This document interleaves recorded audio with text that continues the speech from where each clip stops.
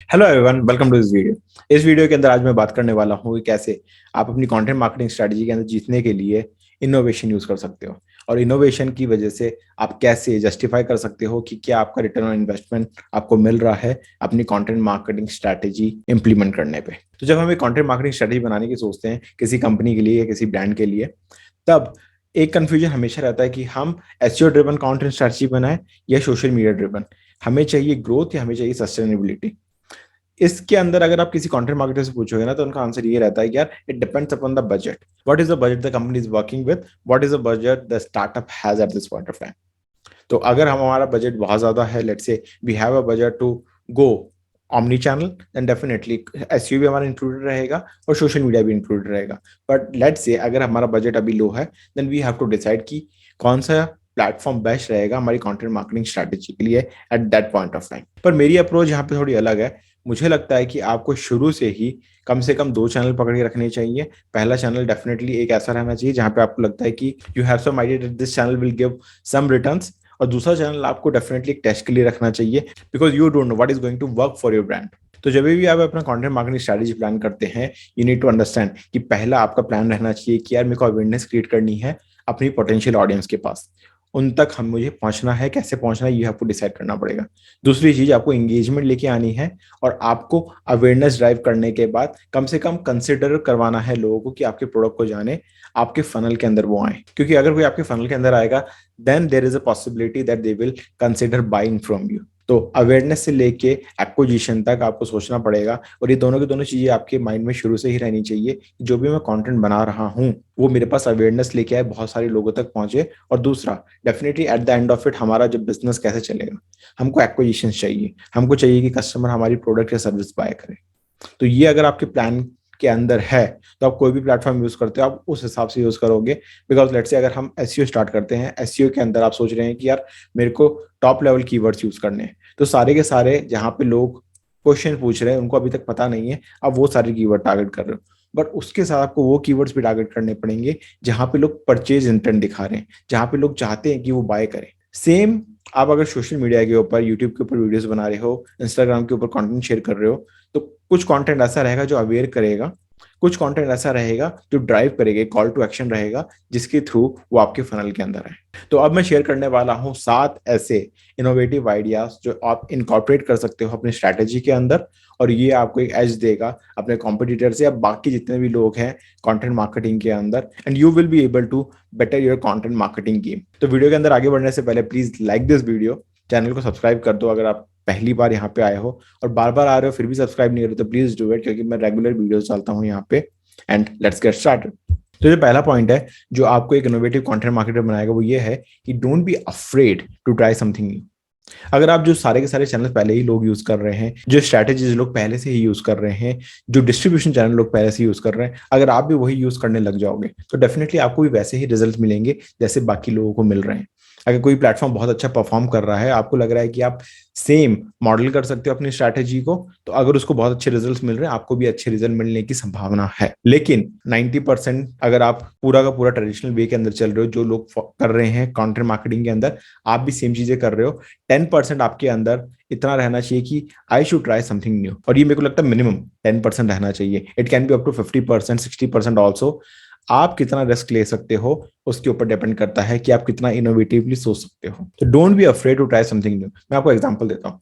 Let's say आप YouTube पे आपको कंटेंट बना रहे हो और आप रेगुलरली कंटेंट पोस्ट कर रहे हो यूट्यूब के ऊपर, but as soon as stories आनी शुरू हुई, शॉर्ट्स आने शुरू हुए, यूट्यूब के ऊपर शॉर्ट्स आ रहे हैं और उनको बहुत ज्यादा एंगेजमेंट मिल रहा है, बहुत सारे लोग देख रहे हैं, बट आपके दिमाग के अंदर पहले से ही एक आइडिया है कि यार इसके ऊपर तो लोग नाचते हैं, इसके ऊपर तो कच्चा बादाम चल रहा है, तो you won't be able to differentiate yourself from all the rest of the YouTubers जो same content, long form content बना रहे हैं। क्योंकि यूट्यूब अगर प्रमोट कर रहा है शॉर्ट्स को, इसका मतलब ये है कि there is a demand in the market, that is why shorts are working so fine.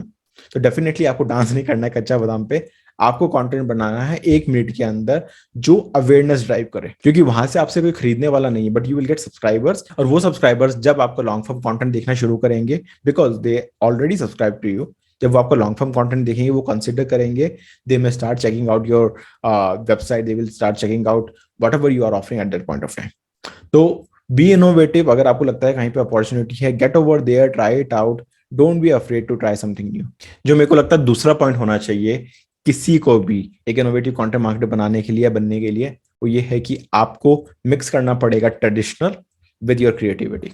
अगर आप बहुत ही ज्यादा ओवरली क्रिएटिव हो ना, आप चाहते हो कि यार जितने मेरे पास क्रिएटिव आइडियाज है मैं सारे के सारे एक साथ टेस्ट करने लग जाऊं, बिकॉज जो फॉर्म ऑफ कंटेंट अभी तक चल रहा है, आप नहीं चाहते कि वैसा कंटेंट मेरे सोशल मीडिया पे जाए, आप नहीं चाहते कि वैसे ब्लॉग्स मैं लिखूं, आप नहीं चाहते कि वैसे गेस्ट मेरे पास आए, आप सारे के सारी चीजें इनोवेटिवली कर रहे हो but you are not sure whether this is going to work और नॉट। क्योंकि क्रिएटिविटी के अंदर क्या होता है ना, जब आप कोई क्रिएटिव आइडिया लेके जाते हो, it is the audience who is going to test. जो ऑडियंस होगी वो आपको बताएगी दैट दिस इज गुड और नॉट। आप टेस्ट करते हो, देन आप आइट्रेट करते हो और आप बेटर होते हो। लेकिन अगर आपकी कंटेंट मार्केटिंग के अंदर आपने पूरा का पूरा क्रिएटिव वर्क एक ही जगह लगा दिया and you are not following the traditional way of work जो अभी तक वर्क कर रहा है, तो you are at the losing and.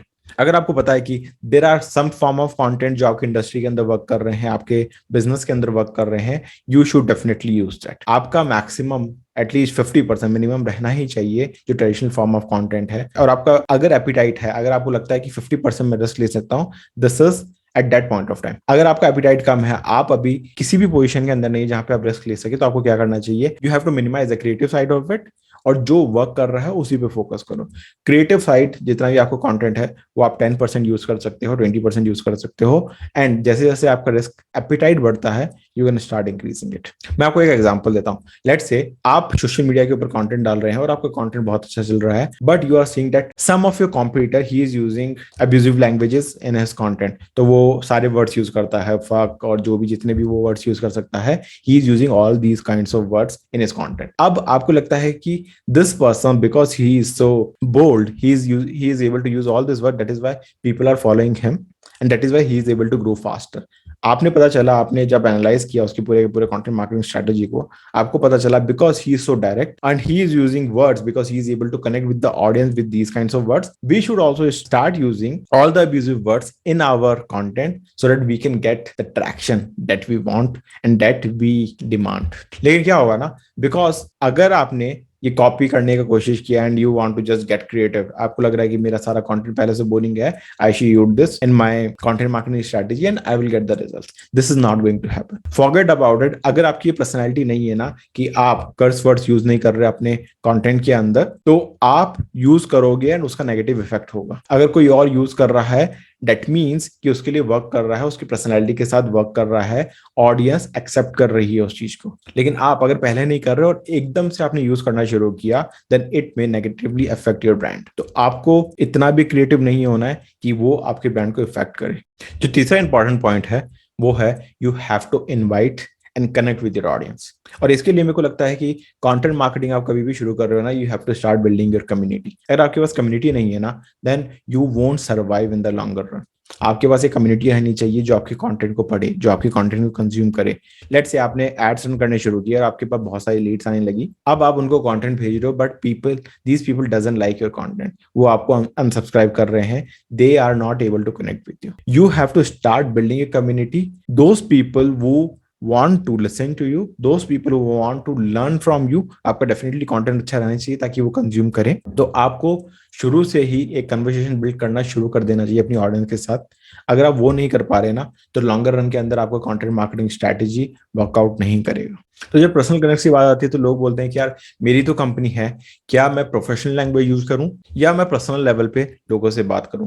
क्या जब मैं अपना एड्रेस कर रहा हूं ऑडियंस को, मैं वी करके बात करूं या आई करके बात करूं? तो मुझे लगता है कि अगर आपके सोशल मीडिया के ऊपर कोई फेस नहीं है आपके ब्रांड का, तो आप वी करके यूज कर सकते हैं अपने पूरे की पूरी कंटेंट मार्केटिंग के अंदर। बट लेट्स से आपके सीईओ या कोई कंटेंट मार्केटर आपके पूरे ब्रांड का फेस है and he is the person who is handling every single thing, and then there can be multiple faces also।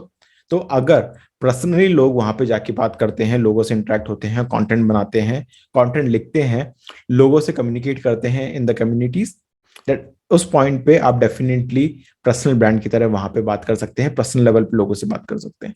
अगर आपको इसका एक डिफरेंशिएशन देखना है तो मुझे लगता है कि आनंद महिंद्रा का आप एग्जांपल ले सकते हो। टेक महिंद्रा या महिंद्रा ग्रुप पूरा का पूरा, आनंद महिंद्रा उनके पेजेस पे, जो कंपनी पेजेस है उस पे जाके एक्टिव नहीं है, वहां पे जाके अपने व्यूज नहीं लिखते हैं, राइट। वो लोग वहां पे कंपनी मैनेज कर रहे हैं, उनके सोशल मीडिया मैनेजर्स यूज कर रहे हैं, और मोस्टली जो उनका टोन रहता है वो वी करके रहता है। That means they are addressing everybody as a company. तो वहां पर जितनी भी उनकी स्टेटमेंट रहती है वो ऑफिशियल रहती है। बट अगर आप आनंद महिंद्रा के पर्सनल ट्विटर अकाउंट पे जाओगे तो वहां पे वो एक्टिव है, अपनी कंपनी को प्रमोट करते हैं, सब कुछ करते हैं, लेकिन वो सारा का सारा काम पर्सनली करते हैं। Same thing with Elon Musk. Elon Musk की जो पर्सनल प्रोफाइल है उस पर वो कुछ भी कर सकते हैं, लेकिन अगर वो टेस्ला की प्रोफाइल पे जाके अगर लोगों को कुछ बोलने शुरू कर दें, then it will degrade the brand value of Tesla. वो अपने प्रोफाइल पे कुछ भी कर रहे हैं, people are not associating him with the brand at that point of time. वो अपने प्रोफाइल पे कुछ भी कर रहे हैं, people are taking it personally. तो ये आपको डिफरेंशिएशन डेफिनेटली रखना चाहिए। अगर आप अभी स्टार्ट कर रहे हैं and you are the only sole founder of that company और आपको लगता है कि कंटेंट आप ही बना रहे हो अपनी कंपनी के लिए, then definitely your company and you can be one part of it. But जैसे जैसे आपकी कंपनी ग्रो करती है, then you can make two different personalities. जो आपने शुरू किया था आप उसको सेपरेट रखें और अपनी कंपनी के लिए अलग चैनल्स बनाना शुरू करें। At the end of it हमारा गोल यही रहना चाहिए कि हम ऑडियंस को लेके आए, एक कम्युनिटी बनाए और उनको कॉन्वर्सेशन के अंदर लेके जाए, क्योंकि अगर बात होगी तभी लोग आपसे बाय करेंगे। जो फोर्थ पॉइंट है वो है आपको शुरू से ही एक ब्रांड बिल्ड करने का सोचना है। You don't have to think that मुझे सिर्फ कंटेंट डंप करना है अपने सोशल मीडिया के ऊपर, अपनी वेबसाइट के ऊपर। जब आप कंटेंट डाल रहे हैं तो आपको ये समझना पड़ेगा कि जितने भी लोग आते हैं वो कंसिडर करें आपको अथॉरिटी, और अथॉरिटी आपको बिल्ड करनी पड़ेगी। सिर्फ कॉन्टेंट डालने से अथॉरिटी बिल्ड नहीं होती है। You have to provide trust, you have to provide a lot of value, और जब ये बिल्ड होता है तब अथॉरिटी बिल्ड होती है। तो जब भी आप अपने कंटेंट मार्केटिंग प्लान कर रहे हैं, लॉन्ग टर्म के अंदर सोचें कि अगर जो भी मैंने कंटेंट आज लिखा है लोग उसको 1 साल बाद, 2 साल बाद, 5 साल बाद पढ़ते हैं, will this B relevant for them. और आपको ये भी सोचना है कि आज अगर कोई ट्रेंडिंग टॉपिक है वो अगर मैं पोस्ट कर रहा हूँ, दैट जो मेरी कंपनी की वैल्यूज हैं क्या मैं वो प्रोवाइड कर पा रहा हूँ अपने कंटेंट के साथ। Which ever kind of content it is, क्या आपकी कंपनी की वैल्यू के साथ वो अलाइन है, क्या वो आपको ब्रांड बिल्डिंग के अंदर हेल्प कर रहा है। तो जब आप एक ब्रांड की तरह अपनी कंपनी को देखेंगे, फ्यूचर ब्रांड के अंदर जब आप विजुअलाइज करेंगे कि मेरी कंपनी कैसी दिखनी चाहिए, तो जो आपकी कंटेंट मार्केटिंग स्ट्रैटेजी आज है वो आप बहुत अलग तरीके से देख पाओगे। जो फिफ्थ पॉइंट है वो मेरे को लगता है बहुत ज्यादा इंपॉर्टेंट है, क्योंकि लोग जब कंटेंट बनाते हैं तो अपने मिशन से, अपने विजन से डाइवर्ट हो जाते हैं। तो आपको ध्यान रखना चाहिए कि जो भी आपके कंटेंट मार्केटिंग के आइडियाज हैं, क्रिएटिव आइडियाज हैं, वो आपके ब्रांड के साथ अलाइन हो। लेट्स से आपने कंटेंट बनाना शुरू किया अपने ब्रांड से रिलेटेड, लेट्स से आपका डिजिटल मार्केटिंग का बिजनेस है, you are into this, you have a digital marketing agency. आप कंटेंट बना रहे हो regarding digital marketing, how business is gonna grow, different different business की केस स्टडीज आप डाल रहे हो, ये सारी की सारी चीजें विच इज अराउंड मार्केटिंग। और जब आप ये कर रहे हो तो आप उस तरह की ऑडियंस को अट्रैक्ट कर रहे हो। बट लेट्स से एक टाइम ऐसा आता है जब आपको एक क्रिएटिव ब्लॉक आता है, आपको लगता है कि यार मैं डिफरेंट थीम नहीं सोच पा रहा, मैं नहीं सोच पा रहा कि नए कंटेंट क्या रहना चाहिए मेरी वेबसाइट के ऊपर।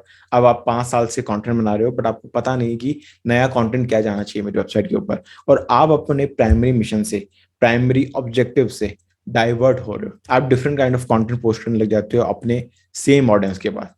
अब क्या होगा, जो आपके पास ऑडियंस आई है डिजिटल मार्केटिंग बिजनेस ग्रोथ को लेके, वो ऑडियंस आप रिलेट नहीं कर पा रही जो आप different kind of content post कर रहे हो। तो you have to think, you have to plan, you have to strategize कि जो भी आप कंटेंट पोस्ट कर रहे हो वो अलाइन करना चाहिए आपका बिजनेस क्या है उसके साथ। अगर आप ये नहीं कर पा रहे तो आपके पास कितनी बड़ी ऑडियंस हो जाए वो आपके पास कन्वर्ट होना छोड़ देगी। बहुत सारे एग्जांपल ऐसे आपने आज के टाइम पे इंडियन इकोसिस्टम के अंदर देखे होंगे कि कोई कंपनी शुरू हुई थी किसी और पर्पस के साथ और वो डाइवर्सिफाई करते करते इतना दूर चले गए that they don't have the exact product और service at this point of time, and the customers they acquired they are not relevant to them anymore. जो सिक्स पॉइंट है और मेरे को लगता है ये सबसे इंपॉर्टेंट पॉइंट है इस पूरी की पूरी वीडियो का, कि कंटेंट मार्केटर्स बहुत ज्यादा टाइम इन्वेस्ट करते हैं कंटेंट बनाने के अंदर।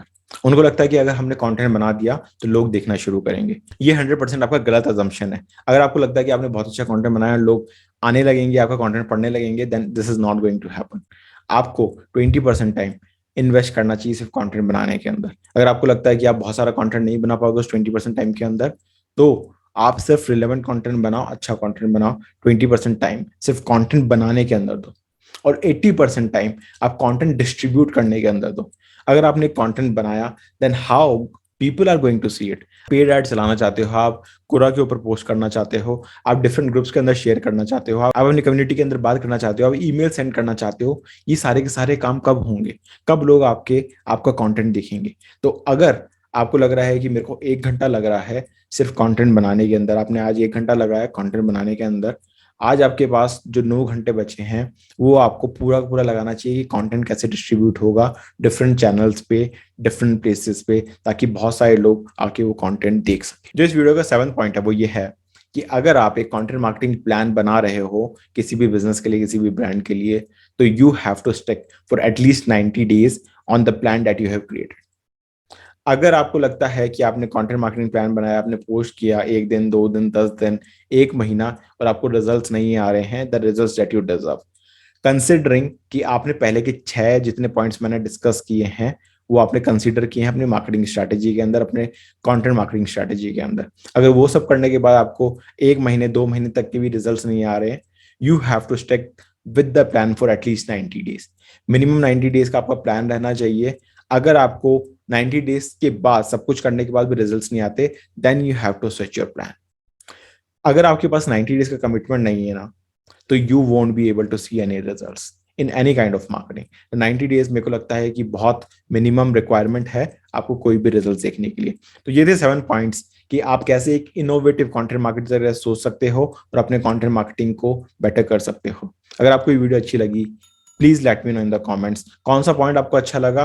Please let me know in the comments and I will see in the next one. Till then, bye bye.